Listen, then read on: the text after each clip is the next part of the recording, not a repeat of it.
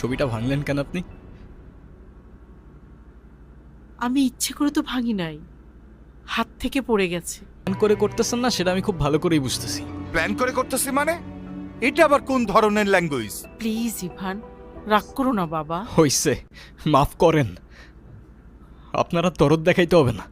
Ivan, তুমি তোমার মায়ের সঙ্গে এভাবে কথা বলছো কেন? মা? কে মা? আপনি আমার মা? ওনাকে বলে দিয়েন যারে তারে এনে আমার মায়ের জায়গায় বসাই দিলেই সে আমার মা হয়ে যাবে। ইভান!